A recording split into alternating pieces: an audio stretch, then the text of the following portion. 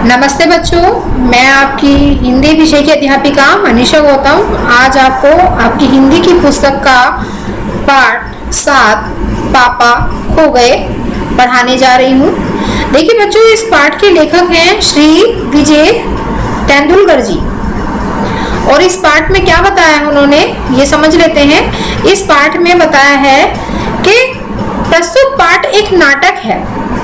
इस नाटक की विशेषता यह है कि इसमें भाग लेने वाले अधिकांश पात्र निर्जीव हैं तथा उन्हें बोलते हुए दर्शाया गया है। इसके साथ ही इस एकांकी में आजकल बच्चों के अपहरण करने की समस्या के बारे में भी बताया है। इसमें क्या है बच्चों, इसमें ऐसे ऐसे पात्र हैं जो बोल नहीं सकते यानी कि निर्जीव हैं और इस एकांकी में उन्हें बोलते हुए दिखाया है। कौन कौन से पात्र हैं देख लेते हैं बच्चों। जैसे बिजली का खंबा, क्या कभी बिजली का खंबा बोल सकता है? नहीं बोल सकता, लेकिन इस एकांकी में यह वार्तालाप करते हुए दिखाया है। पेड़ है, लेटर बॉक्स है, कोआ है, नाचने वाली है, लड़की है, आदमी है। तो यह सब क्या है? यह सब पात्र हैं किसके? इस एकांकी के। तो आइए बच्चों देख लेते हैं और अच्छी तरह से समझ लेते हैं पापा खो गए एकांकी को। देखिए बच्चों, इसमें क्या है? सड़क, रात का समय, समुद्र के सामने फुटपाथ, वहीं पर एक बिजली का खंबा, एक पेड़, एक लेटर बॉक्स, दूसरी ओर धीमे प्रकाश में एक सिनेमा का पोस्टर। पोस्टर पर नाचने की भंगिमा में एक औरत की आकृति, समुद्र से सनसनाती हवा का बहाव, दूर कहीं कुत्तों के भौंकने की आवाज। तो यह एक वातावरण सा दिखाया है कि इस तरह का वातावरण है। और अब क्या है? खंबा और पेड़ आपस में क्या बातें कर रहे हैं, तो देखिए बच्चों समझते हैं। खंबा, जंग भाई रोकते हुए, राम राम राम, रात बहुत हो गई। पेड़ कहता है, आजकल की रातें कैसी हैं, जल्दी बीतने में ही नहीं आती। फिर खंबा कहता है, दिन तो कैसे ना कैसे हड़बड़ी में बीत जाता है। फिर पेड़ क्या जवाब देता है बच्चों? लेकिन रात को बड़ी बोरियत होती है। तो खंबा उसका उत्तर देता है, तब भी बरसात की रातों से तो यह रातें कहीं अच्छी है। पेड़ राजा, बरसात की रातों में तो रात भर भीगते रहो, बादलों से आने वाले पानी की मार खाते रहो, तेज हवाओं में भी बल्ब को कसकर पकड़े, बराबर एक टांग पर खड़े रहो, बिल्कुल अच्छा नहीं लगता।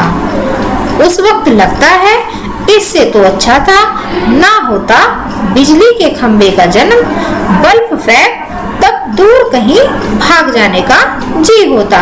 तो देखिए यहाँ पर एक बिजली का खंबा है और एक पेड़ है, तो वो आपस में क्या बात कर रहे हैं?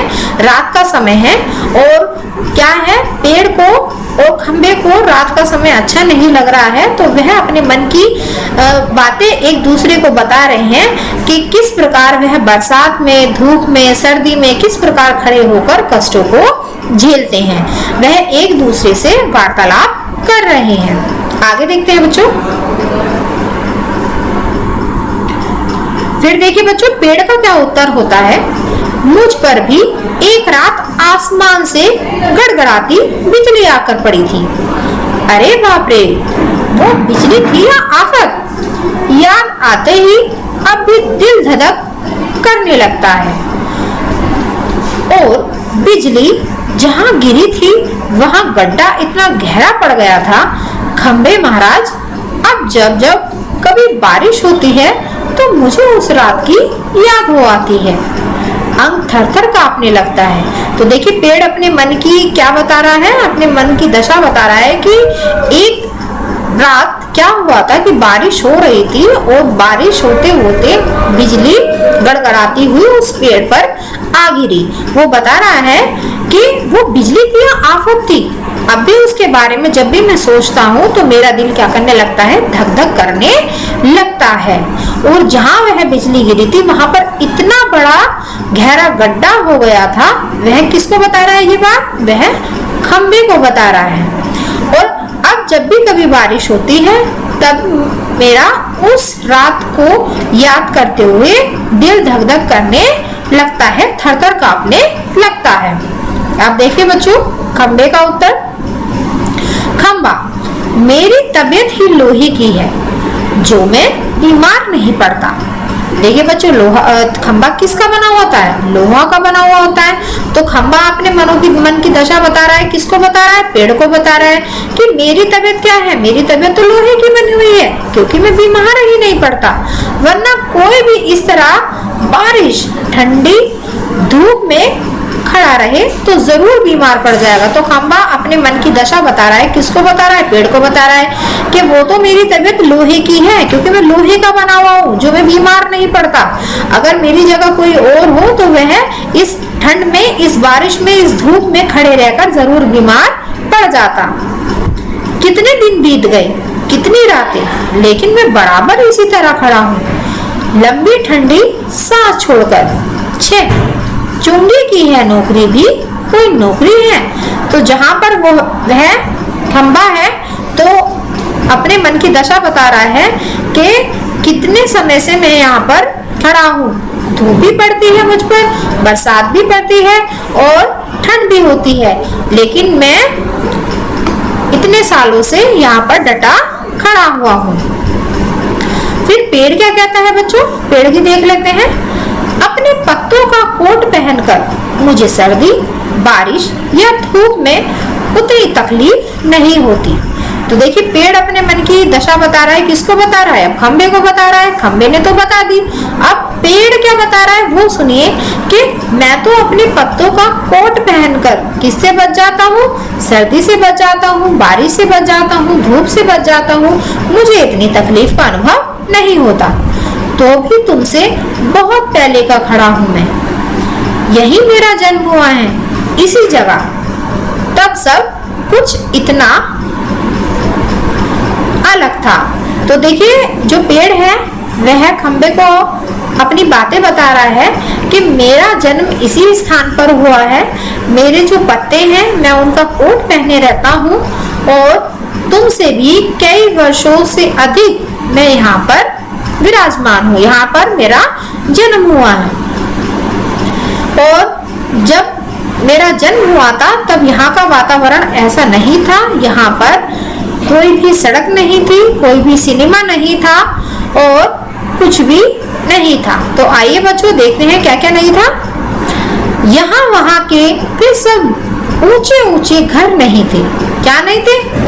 यहाँ पर घर नहीं थे। तब यहाँ सड़क भी नहीं थी।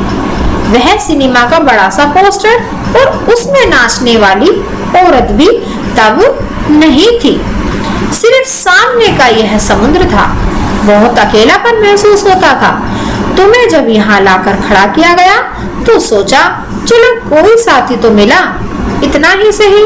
लेकिन वो भी कहाँ, तुम शुरू में मुझसे बोलने को ही तैयार नहीं थे। मैंने बहुत बार कोशिश की पर तुम्हारी अकड़ जहाँ थी वही कायम। बाद में मैंने सोच लिया इसकी नाक कितनी ऊंची है तो रहने दो। मैंने भी कभी आवाज नहीं लगाई। हाँ, अपना स्वभाव जरा ऐसा ही है। तो देखिए पेड़ जो है वो खंबे से बात करता हुआ कहता है कि तुम्हें तो खड़े हुए यहाँ पर कुछ ही समय हुआ है, लेकिन मैं यहाँ पर काफी वर्षों से खड़ा हुआ हूँ क्योंकि मेरा तो जन्म ही यहाँ पर हुआ है। और यहाँ पर ना पहले घर थे, ऊंचे ऊंचे घर थे, ना सड़क थी, ना सिनेमा थी, ना ये नाचने वाली का पोस्टर था जो नृत्य करती महिला का पोस्टर लगा हुआ है, ना वह पोस्टर था। और यहाँ पर कुछ नहीं था, केवल एक समुद्र था और वो भी अकेलापन महसूस, उसे देखकर भी अकेलापन महसूस होता था। लेकिन जब से तुम्हें यहाँ पर लगाया गया है तब से मैंने सोचा कि चलो मेरे अकेलेपन को दूर करने के लिए कोई मेरा साथी तो आया। लेकिन तुम्हारा जो स्वभाव था वो ऐसा था कि तुमने मुझसे कभी भी बात करने की कोशिश नहीं की, क्योंकि मैंने सोचा कि तुम्हारी ऊंची नाक है, यानी कि तुम घमंड करते हो, इसलिए मैंने भी तुमसे बात करने की कभी कोशिश नहीं की। तो देखिए बच्चों, आगे खंबा क्या कहता है पेड़ का उत्तर देते हुए, और एक दिन जब आंधी पानी में मैं बिल्कुल तुम्हारे ऊपर ही आ पड़ा। तो फिर पेड़ ने क्या उत्तर दिया? बाप रे, कैसा था वो आंधी पानी का तूफान। अब तो देखिए उत्तर देते हुए खंबा क्या कहता है? तुम खड़े थे इसीलिए मैं कुछ संभल गया। हाँ, तुमने मुझे ऊपर का ऊपर झेल लिया, वह अच्छा हुआ, चाहे तुम खुद काफी जख्मी हो गए। बाद में मेरा गुरूर बिछड़ गया और अपनी दोस्ती हो गई।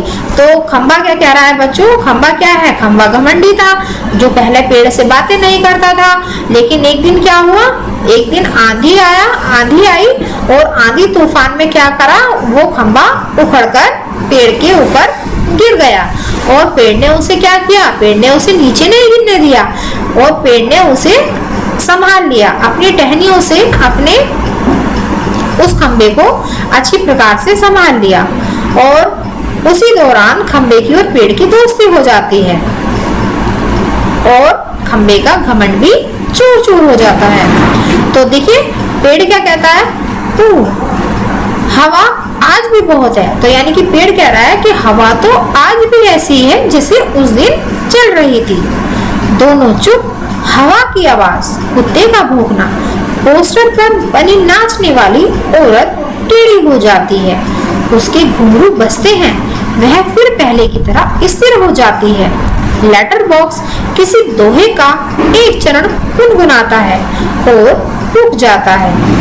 तो देखिए बच्चों, ये वहाँ का वातावरण दिखाया गया है कि पेड़ और खंबा आपस में बातें कर रहे हैं और पेड़ कहता है कि अरे आज भी ऐसी हवा चल रही है जैसे उस दिन चल रही थी, और दोनों चुप हो जाते हैं और चुप होकर क्या करते हैं? हवा की आवाज सुनते हैं, कुत्तों का भौंकना सुन रहे हैं, पोस्टर पर बनी नाचने वाली औरत का क्या है?